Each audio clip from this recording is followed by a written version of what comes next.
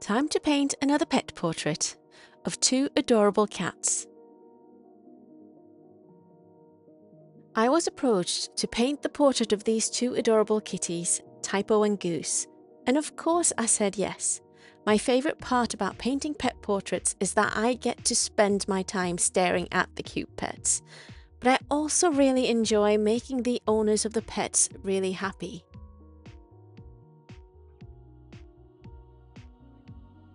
The image unsurprisingly starts off with a sketch. In this case, the pose was decided by my awesome client. They wanted an image of the two cats cuddling. The reference image for this was a photo of them as kittens in this very pose.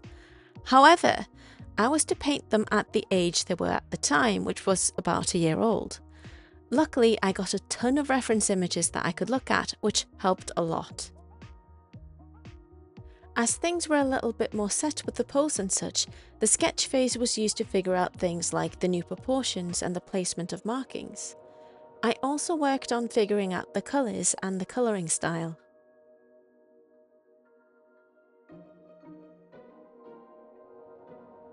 Instead of starting with a new canvas for the finished drawing, I copied the file I had and used the sketch as a base.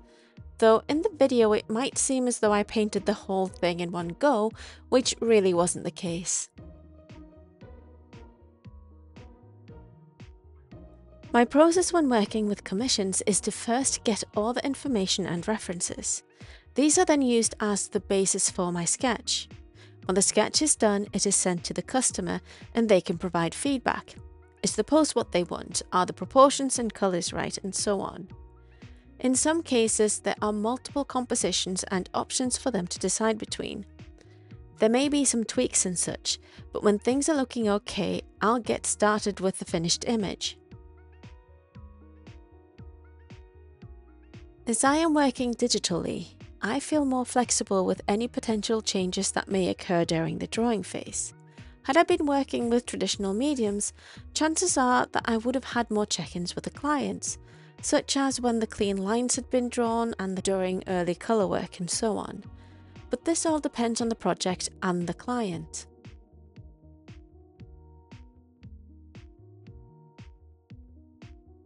When I felt the image was more or less finished, I sent it to my client for approval.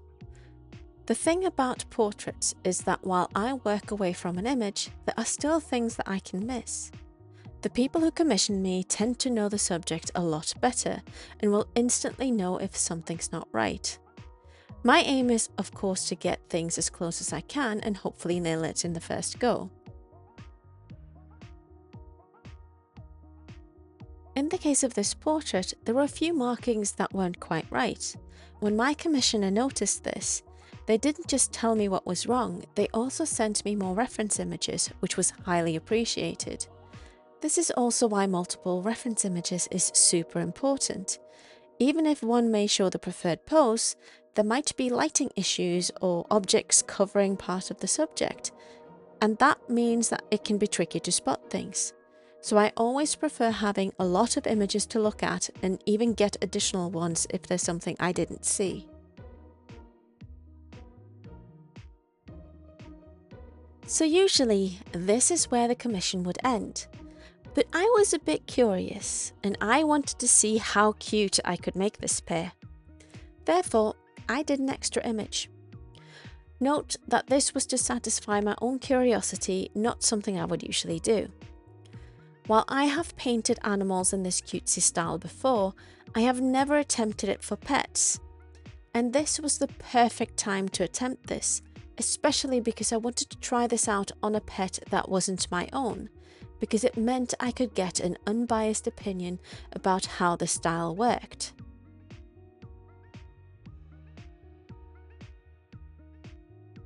Honestly, I'm really pleased with how both of these portraits ended up. And guess what? My client was really happy with both versions as well.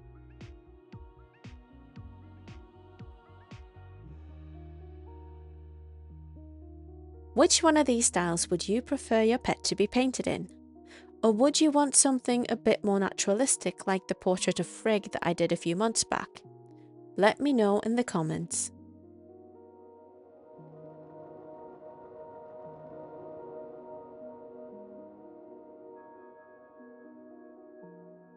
Thank you so much for watching.